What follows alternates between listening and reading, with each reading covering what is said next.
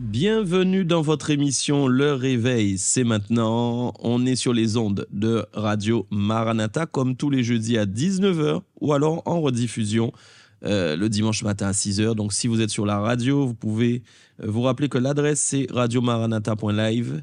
Sinon, petit bonus, vous pouvez maintenant suivre l'émission en vidéo sur notre page YouTube Marie_TV, puisque Marie c'est le ministère apostolique pour le réveil de l'évangile dont je suis le dirigeant.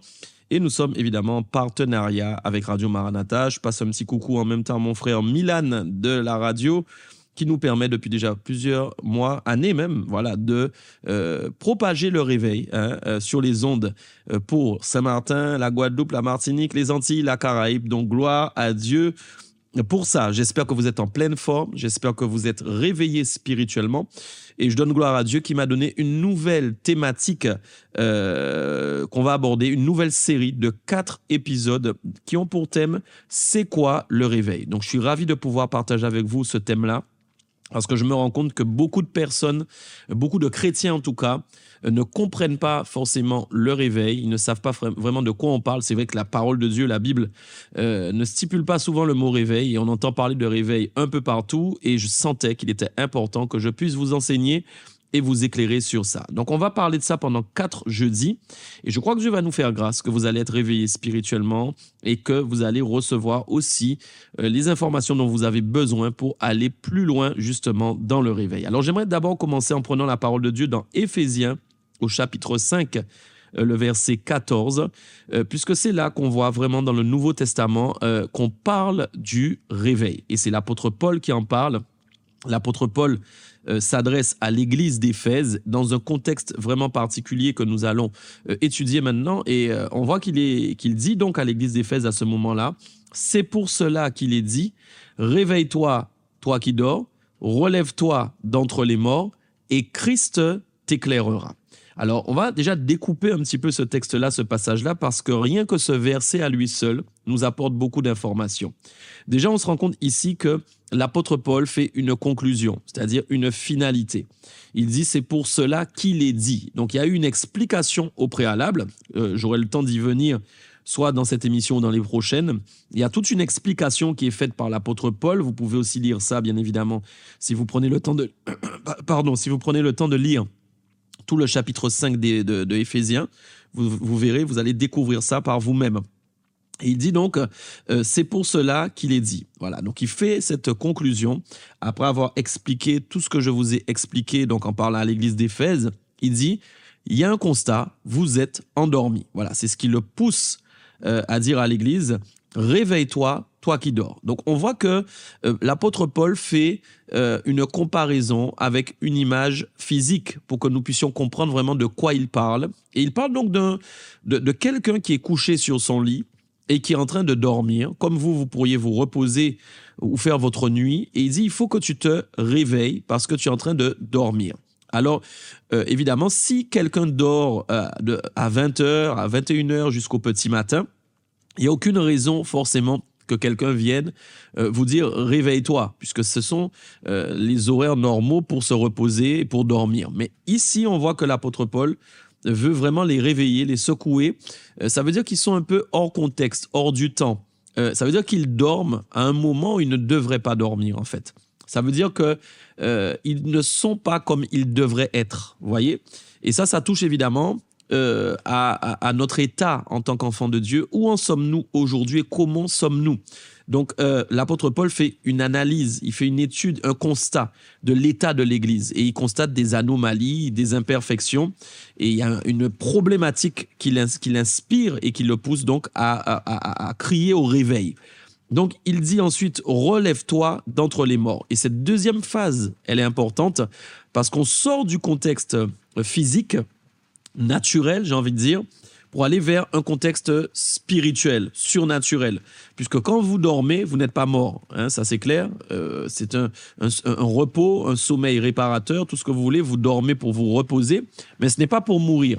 Et pourtant, là, on voit que l'apôtre Paul, il dit une chose, il dit qu'il faut que tu te relèves d'entre les morts. Donc, il fait une comparaison entre les deux.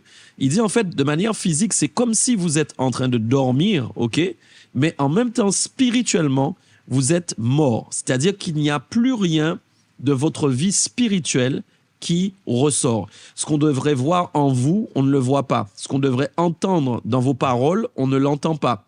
Le pouvoir transformateur de la lumière de Christ n'opère plus en vous.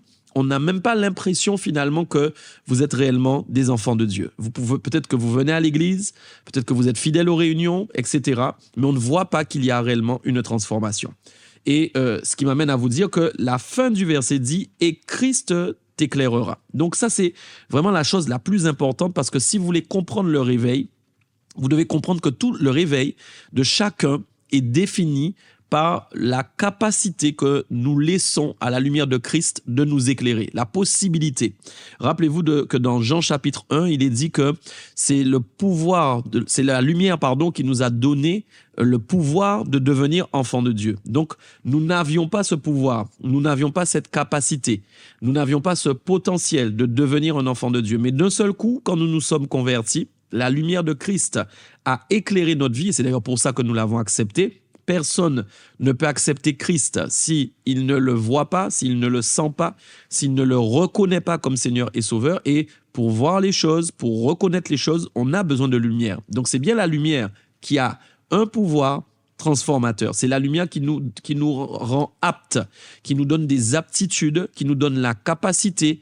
Nous sommes aptes à devenir des enfants de Dieu. Mais écoutez bien, beaucoup de personnes ont accepté Christ, mais n'ont pas persévéré en fin de compte dans leur nouvelle vie. Vous connaissez peut-être des chrétiens rétrogrades ou des personnes qui ont lâché la main de Jésus entre-temps. Ça veut dire qu'ils n'ont pas laissé la lumière les transformer, les changer. Voilà pourquoi je dis que vous pouvez décider de suivre Christ, mais ça ne veut pas pour autant dire que vous allez laisser sa lumière vous endormir. Ici, vous réveiller, pardon. Ici, on voit bien que l'apôtre Paul parle à l'église. Il ne parle pas à des païens. Il parle à l'église d'Éphèse. Donc, il s'adresse à l'église d'Éphèse en leur disant, vous avez un problème. C'est-à-dire que vous êtes chrétien, oui, vous avez accepté Christ, mais vous n'êtes pas réveillé. C'est-à-dire que vous ne laissez pas la lumière vous transformer. Ça veut dire qu'il n'y a pas de changement en eux. Il n'y a pas de transformation possible. Et vous voyez donc le réveil. Rien qu'ici, on se rend compte que le réveil n'est pas forcément ce que vous entendez. Parfois, vous avez dû entendre parler, par exemple, du réveil d'Azusa Street. Vous avez dû entendre parler de d'autres grands réveils qui ont eu lieu. Ça sont des réveils communautaires, des réveils même qui touchent la foule, des moments d'impact de la présence de Dieu qui est quelque part, qui touche une centaine, un millier de personnes. Et la présence de Dieu est active dans un même lieu. Elle n'arrête pas. Les gens se convertissent. Ils sont touchés. C'est un réveil choc. Mais le réveil, en fait, n'existe pas quand il y a des réveils chocs. En réalité, le réveil existe depuis toujours. Dès que la lumière de Christ éclaire un homme et que cette personne décide de suivre Christ, elle est réveillée. Maintenant, il faut qu'elle persévère dans son réveil. Il faut que son réveil reste constant. Voilà pourquoi quand on est réveillé, on peut aussi s'endormir. Quand on se réveille, on s'endort aussi. Donc voilà pourquoi nous devons veiller en fait sur nous-mêmes pour être sûrs que nous ne sommes pas en train de nous endormir comme c'était le cas avec l'église d'Éphèse. Et on voit que la lumière de Christ correspond en fait à notre capacité d'être changé et d'être transformé. Donc j'aimerais encore aller ailleurs parce qu'on voit que réveiller aussi en grec, et j'aimerais donner une explication sur ça. Donc le mot grec, je ne suis pas très fort dans la prononciation en grec, vous me pardonnerez, mais réveiller veut dire égéro, d'accord? Égéro en grec, qui veut dire lève-toi, se lever, susciter, éveiller, ressusciter, paraître, retirer, s'élever ou veiller. Donc vous voyez, il y a plusieurs choses qui correspondent en fait dans le mot, il y a plusieurs correspondances, mais on voit que tout fait référence au fait de se lever, de se réveiller, de s'éveiller et de ressusciter. Donc c'est comme si en fait le réveil, c'est quand la lumière commence à éclairer des parties ou des zones de notre vie personnelle et nous donne connaissance sur des choses que nous devons changer, améliorer, transformer, casser, briser pour construire, reconstruire. Vous voyez, on est là. Et ici, on voit que aussi, réveiller veut aussi dire faire apparaître. J'aime beaucoup cette Cette définition-là, on la trouve aussi dans la définition, faire apparaître ou encore présenter au public. Donc, vous voyez, le réveil n'est pas quelque chose, en fait, qu'on garde pour nous, mais le réveil, il est fait pour être propagé. Le réveil, il est fait pour être partagé. Donc, si vous n'êtes pas réveillé personnellement, vous ne pourrez pas réveiller les autres. Si vous n'êtes pas réveillé personnellement, vous ne propagerez pas d'esprit du réveil autour de vous. Or, en fait, l'esprit du réveil, il est fait pour être donné. Les gens qui vous côtoient doivent être réveillés. Les gens qui vous côtoient doivent sentir quelque chose qui les motive et qui les pousse à ne plus jamais être la même personne. Parce que vous-même, d'abord, vous avez décidé de ne plus jamais être la même personne. Et j'aime bien aussi cette notion donc de faire apparaître ou de présenter au public. Il y a aussi élever, construire et ériger. Tout ça fait partie du même mot à l'origine. Et j'aime beaucoup aussi parce que le Seigneur m'avait dit en fin 2019, avant qu'on entre dans la décennie de 2020 à 2030, le Seigneur m'avait donné une parole, il m'avait dit, tu dois installer le réveil de 2020 à 2030. En fait, c'est comme il me disait que cette décennie est une décennie d'installation du réveil. Alors, je vous avoue que au départ, je n'ai pas compris parce que je me suis demandé comment on peut installer le réveil. Et en fait, le Seigneur parlait tout simplement de construction. Pourquoi? Parce que le réveil touche à toutes les sphères en fait de la vie et de la société. Je vais donner un exemple que vous puissiez comprendre. Si vous êtes artiste, par exemple, pour le Seigneur, que vous chantez, que vous écrivez des chants, si vous recevez un réveil spirituel puissant dans votre vie, un pouvoir transformateur de la lumière de Christ qui change votre manière de voir les choses, vous n'allez pas écrire vos chants comme vous aviez l'habitude de les écrire. Voilà comment on peut être artiste chrétien et revenir fondamentalement à la source qui est la lumière de Christ et se mettre à écrire nos chants différemment, à les composer différemment, parce que l'inspiration n'est plus la même. Voilà pourquoi le réveil aussi est le pouvoir de la lumière agit pour ramener les fondements de la parole à leur place dans la vie des chrétiens. Donc les enfants de Dieu vont évoluer, ils peuvent évoluer dans la musique, dans l'intercession, dans les affaires, dans le business, ils peuvent évoluer dans la psychologie, ils peuvent évoluer, je ne sais pas, peu importe le domaine dans lequel vous évoluez, mais si vous êtes réveillé spirituellement, votre réveil va se propager dans ce que vous êtes en train de faire et va influencer ce que vous êtes en train de faire. Donc vous ne le ferez pas comme tout le monde le fait, je vais aller plus loin, vous ne le ferez pas comme tous les chrétiens le font, parce que tous les chrétiens ne sont pas réveillés spirituellement. Et il y a vraiment une différence entre un chrétien réveillé et un chrétien endormi. Vous voyez, le chrétien endormi va être très charnel alors que le chrétien réveillé va être très spirituel. Il ne bâtira pas, il ne construira pas de la même manière. Voilà pourquoi j'aime aussi cette définition qui ressort donc dans le mot égéro, élever, construire, en fait ériger, installer le réveil, bâtir le réveil, construire le réveil. Et voilà pourquoi des fois, contrairement à ce qu'on peut croire, le réveil n'est pas seulement un réveil choc et qui va être éphémère. Parce que souvent, il y a des réveils chocs, mais ils sont éphémères, ils disparaissent. Alors qu'en fait, le réveil doit être continuel. Parce que si chaque enfant de Dieu est continuellement réveillé et qu'il y a un rassemblement d'enfants de Dieu réveillés continuellement, on va propager un réveil stable dans toutes les sphères de la société et l'impact en fait territorial devient totalement différent parce que l'Église n'évolue plus de la même façon parce que tout le monde est réveillé. C'est là où on va voir que on va se retrouver sur un même territoire avec plusieurs églises de réveil et donc forcément une influence et un impact dans le territoire totalement différent parce que le réveil se propage dans plusieurs sphères de la société. Mais regardez bien quelque chose, le point commun, le dénominateur commun de toutes ces choses, c'est votre réveil personnel. C'est parce que vous, personnellement, vous êtes réveillé et parce que les gens qui sont autour de vous sont réveillés. S'il y a une seule personne réveillée dans un coin, c'est pas suffisant. Ce sera bon pour toi, ce sera bon pour moi, parce qu'on en a d'abord besoin pour soi, pour être en conformité avec la parole de Dieu, avec les Écritures, et vivre comme Dieu veut qu'on vive, évidemment. Mais ensuite, il faut qu'il y ait un réveil communautaire. Voilà pourquoi je dis toujours, c'est d'abord un réveil individuel qui doit amener ensuite un réveil communautaire. Donc pour reprendre ce que je disais pour ceux qui ne comprenaient pas le réveil, c'est laisser la possibilité à la lumière de Christ de nous éclairer afin que nous puissions percevoir les aptitudes de Christ en nous que nous devons mettre en exergue. C'est aussi laisser la lumière de Christ nous montrer ce qui ne va pas en nous, nos anomalies, nos imperfections, nos défauts, ce qui ne plaît pas à Dieu.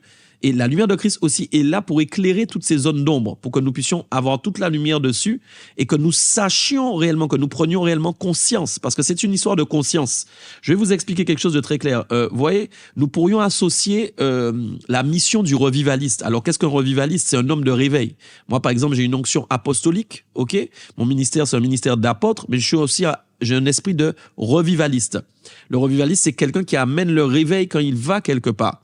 Et aussi, pour que vous compreniez bien, on pourrait penser que le revivaliste, ou du moins l'esprit du réveil, c'est aussi la manifestation des prodiges, des miracles, des guérisons. Alors toutes ces choses-là, bien évidemment, accompagnent le réveil.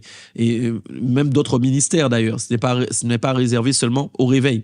Mais c'est vrai qu'il peut y avoir des guérisons, il peut y avoir des grands miracles, il peut y avoir des grands prodiges quand il y a le réveil. Mais attention, la mission première du revivaliste et du réveil, c'est d'amener les consciences à se réveiller. Voilà pourquoi un revivaliste peut venir quelque part, il peut prêcher en fin de compte un message de réveil, sans pour autant qu'il y ait des guérisons, sans pour autant qu'il y ait des miracles et des prodiges, mais le miracle qui va s'opérer n'est pas un miracle visible, c'est un miracle dans l'esprit des gens.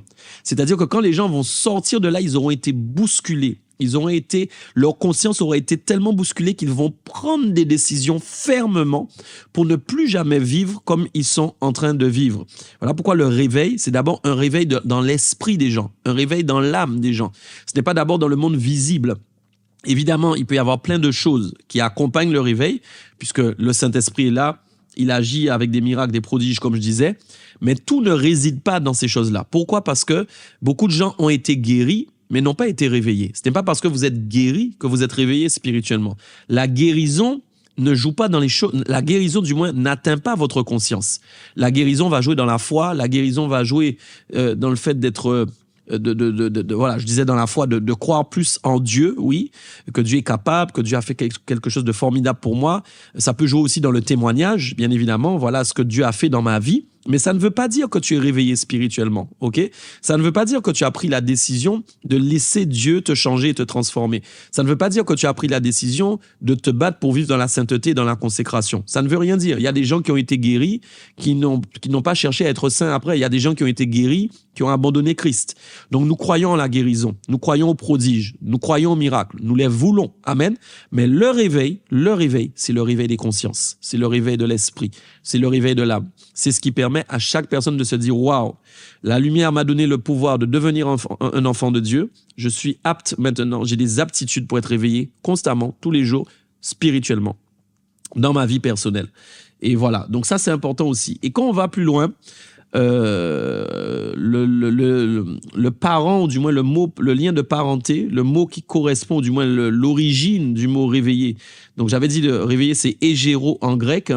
Mais le parent de ce verbe-là, de ce mot-là, c'est agora en grec, et qui veut dire, écoutez bien, c'est une idée de rassembler des facultés.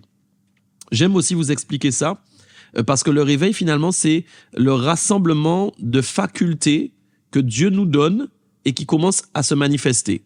Je pourrais vous dire encore, le réveil, c'est donc un ensemble de facultés spirituelles qui se lèvent ou qui ressuscitent en nous. Donc des facultés, des capacités, qui sont en nous et qui se réveillent.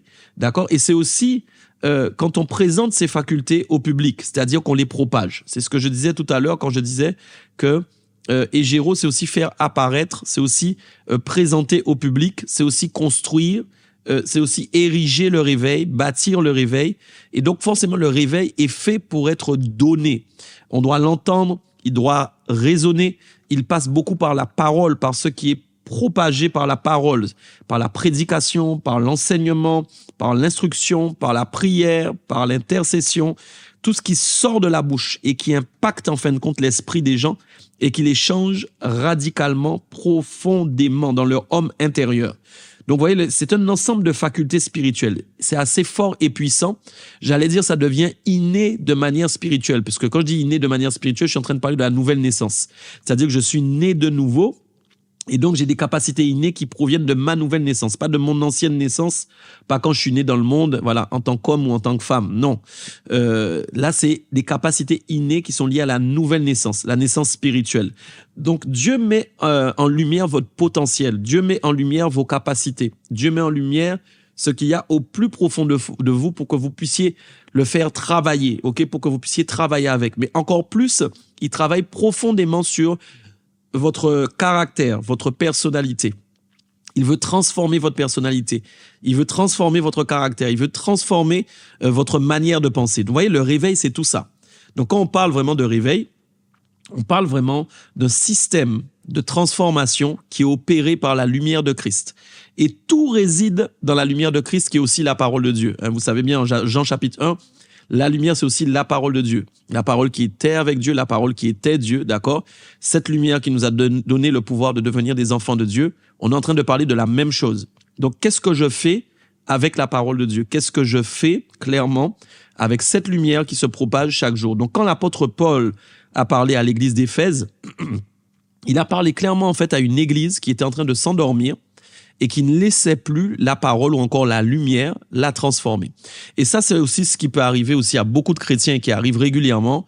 Les gens prennent un pli où ils viennent à l'église, ils reçoivent des messages, mais ils font rien avec. Les gens viennent à l'église, on prie pour eux, mais ils reviennent avec les mêmes choses pour qu'on prie encore pour eux. Ils n'aiment pas prier, mais ils aiment qu'on prie pour eux. Ils n'aiment pas lire la parole, mais ils aiment recevoir des messages. Ils cherchent pas à devenir meilleurs, mais ils attendent que les autres deviennent meilleurs. Vous voyez, ça, c'est des attitudes clairement d'endormissement spirituel. C'est comme si je peux allumer la lumière dans une pièce sombre, mais que je décide de laisser la lampe éteinte. Je ne verrai pas où je marche, je ne verrai pas mes défauts, je ne verrai pas mes problèmes, je n'aurai aucune envie de changer parce que je vois pas comment quelqu'un peut changer dans la noirceur. Il a besoin absolument d'une lumière. Donc, voyez un peu que le réveil est d'abord personnel. Ensuite, je vais vous dire encore autre chose. Quand Paul arrive en fait à cette finalité, c'est parce qu'il pense vraiment, donc comme je disais, que certains chrétiens dorment, ok, et que finalement, ils ne présentent plus au monde les facultés que Christ met en lumière, ok. Et ces facultés-là que Dieu vous a données, vous n'avez pas le droit non plus de les cacher. C'est-à-dire que beaucoup de personnes aussi ne cherchent pas à exercer ce que Dieu a mis en eux. Parfois, c'est vrai que ça va être le diable qui va essayer de vous éteindre. Parfois, ça va être le diable qui va essayer de vous arrêter, de vous humilier, de vous empêcher d'avancer. Mais parfois, c'est nous-mêmes. C'est-à-dire, nous n'avons même pas le désir de faire quelque chose pour les autres, d'amener quelque chose dans le cœur des autres. Or, le réveil, c'est la propagation. On ne peut pas parler de réveil sans propager. Donc, il y a quelque chose, il y a des choses, je ne vais même pas dire quelque chose, il y a des choses que Dieu a mis en vous qui ne sont pas en lumière encore, que vous avez besoin de découvrir pour les donner au monde entier. Le monde a besoin de votre sel, le monde a besoin de votre lumière pour avoir du goût et pour être illuminé. Donc, tout ça aussi, ça fait partie du réveil. Et regardez bien quelque chose. La mortalité, on parlait tout à l'heure, Paul disait « Réveille-toi, toi qui dors, relève-toi d'entre les morts ». La mort spirituelle, qu'est-ce que c'est? C'est quand finalement on n'est plus capable spirituellement de changer. C'est quand quelque part on n'est plus capable d'accepter le processus de transformation que Dieu opère en nous pour être une nouvelle personne. Et ça s'assimile aussi quelque part aussi à de la rébellion, à de la désobéissance, à de l'insoumission. Parce que vous n'avez pas choisi Jésus-Christ simplement pour être des sauvés égoïstes, en fait des sauvés qui pensent qu'à eux et qui pensent qu'à leur bien-être. Non, vous êtes des sauvés pour bénir les autres. Vous êtes des sauvés pour guérir le monde. Vous êtes des sauvés pour aider les autres. Vous êtes des sauvés pour être des imitateurs de Christ. Et c'est ce premier point par lequel je vais terminer aujourd'hui. Parce que quand j'ai dit en début de message, j'ai dit qu'en fait c'était une finalité pour Paul.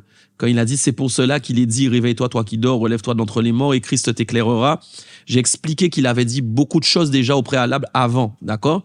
Et parmi les choses qu'il a expliquées, il a dit premier point, il faut que vous soyez des imitateurs de Dieu. Donc beaucoup de personnes ne sont pas réveillées parce qu'elles imitent pas Dieu. Ok? Il a dit dans Éphésiens 5 au verset 1. Devenez donc les imitateurs de Dieu comme des enfants bien-aimés. Donc, mes amis, notre première vocation, c'est d'imiter le Seigneur, de faire comme lui, de penser comme lui, d'agir comme lui. Il n'y a pas de réveil quand il n'y a pas d'imitation de Dieu. Donc, avant d'aller imiter quelqu'un qui réussit dans le ministère, avant d'aller essayer d'imiter quelqu'un qui chante bien, avant d'imiter quelqu'un qui prie bien, non, tu dois d'abord imiter Dieu. Et l'apôtre Paul parle de l'imitation qui correspond à imiter en fait la personne de Christ, imiter le caractère de Christ, imiter la pensée de Christ. C'est là où je disais tout à l'heure, penser comme Christ, parler comme Christ, agir comme Christ. Et c'est là où est le boulot, c'est là où est le travail en fait, c'est là où est le travail. Ce qui est bien, c'est que quand vous acceptez de laisser la lumière faire ce travail en vous, ça devient beaucoup plus facile parce que l'analyse, vous êtes sondé du moins par l'Esprit de Dieu. L'Esprit de Dieu vous sonde, d'accord? Il vous sonde et il vous permet de voir réellement tout ce qui ne va pas en vous et que vous devez modifier et que vous devez changer. Donc, vous voyez, le réveil, c'est pas d'abord du bruit ou des grandes choses avec des milliers de gens qui viennent. Non, le réveil, c'est d'abord ta prise de conscience. Qu'est-ce que tu décides, par exemple, pour cette année 2025? Quel péché qui accompagne ta vie tous les jours et qu'il faut absolument cesser et qui t'empêche de vivre le réveil? Quel trait de ton caractère qu'on t'a donné, que tes pères t'ont transmis et que tu as gardé, que tu ne traites pas parce que tu aimes bien ce trait de caractère chez toi, parce que ça te donne une force, ça te donne d'être debout, comme on dit. Qu'est-ce que tu décides de briser et d'arrêter cette année? C'est ça la réalité. Qu'est-ce qui fait que tu ne ressembles pas à Dieu, que quand tu regardes, tu te rends compte effectivement que ça, c'est pas le Seigneur. Le Seigneur n'aurait pas agi comme ça. Au lieu de te comparer aux gens, commence à te comparer à Dieu. Vous voyez ça aussi? On se compare aux autres, on se compare à ce que les gens font. Non, arrêtons de nous comparer aux autres, mais comparons-nous à Dieu. Comment est Dieu? Comment je suis? Qu'est-ce que je dois faire pour être comme Christ, pour être comme lui? Est-ce que je fais vraiment aujourd'hui ce qui correspond à sa personnalité, à son tempérament et à son caractère? Et c'est de ça que Paul parlait. Il disait, vous devez imiter Christ. C'était le premier ordre. La première chose qui t'endort spirituellement, c'est quand tu n'es plus motivé, zélé pour ressembler à Jésus. Et mes amis, ta motivation en 2025, ça doit être de ressembler à Christ, plus que jamais. Et ça va toucher à ta vie. Ça va t'apprendre à aimer les gens, même quand c'est difficile de les aimer. Ça va t'apprendre à supporter les autres, même quand c'est difficile de les supporter. Ça va t'apprendre à pardonner l'impardonnable. Ça va t'apprendre à subir l'injustice et à la supporter. Voilà, tout ça, toutes ces choses qu'on prêche, qu'on enseigne, sont liées au réveil spirituel. Et j'aimerais vous dire, dans Matthieu 5,48, et je termine sur ça, il est écrit « Soyez donc parfaits comme votre Père céleste est parfait ». Vous voyez, quand l'apôtre Paul dit que vous devez imiter Dieu, il n'a pas tort en fait. Dans Matthieu, on dit carrément qu'il faut être parfait comme notre Père Céleste est parfait. Donc la perfection, c'est quoi? C'est plus haut, c'est encore plus loin même que la sainteté. Quand la Bible dit vous êtes saint, vous n'avez rien fait pour être saint. La sainteté s'attache à vous parce qu'on vous donne la capacité de vivre en agissant comme Christ aurait agi à votre place et en faisant le bien au lieu de faire le mal, en ayant un bon caractère au lieu d'avoir un mauvais caractère. La présence du Saint-Esprit à elle seule suffit pour ça. Mais quand on vous dit « Soyez donc parfaits comme votre Père Céleste est parfait », ça va encore plus loin, c'est-à-dire que nous allons dans le détail. La perfection est en fait le détail de la sainteté.